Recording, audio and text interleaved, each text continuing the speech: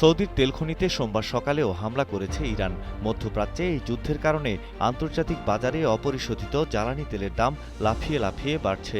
যুদ্ধ পরিস্থিতির কারণে ব্রেন্ট ক্রুড অয়েলের দাম প্রতি ব্যারেল $108.77 পৌঁছেছে, যা 2020 সালে করোনা মহামারীর পর একদিনে সবচেয়ে বড় বৃদ্ধি। যুক্তরাষ্ট্র ও ইসরায়েল যৌথভাবে ইরানে হামলা চালাচ্ছে এবং ইরান পাল্টা জবাব দিচ্ছে।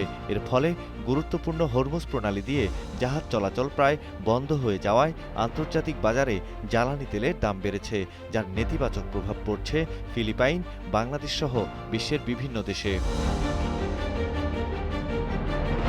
বিদ্যুৎ বিভাগের একটি সূত্র জানায়, ইতিমধ্যে বাংলাদেশ পাওয়ার ডেভেলপমেন্ট বোর্ডের কাছে দেশি বিদেশি কোম্পানির পাওনা 46,000 কোটি টাকায় দাঁড়িয়েছে, যা আর্থিক সংকটকে আরও গভীর করছে।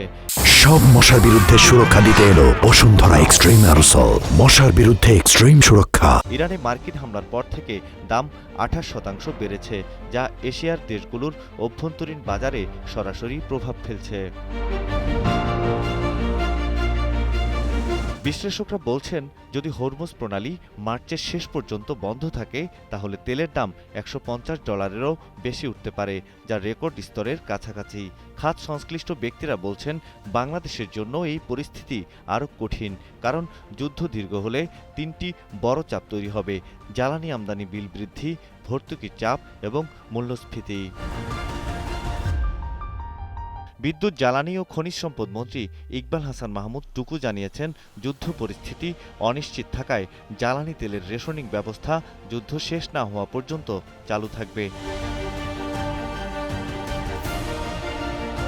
জ্বালানি বিশেষজ্ঞ ডক্টর ইজাজ হোসেন বলেন, যুদ্ধ পরিস্থিতি স্বাভাবিক না হলে এলএনজি সরবরাহ বিঘ্ন হতে পারে।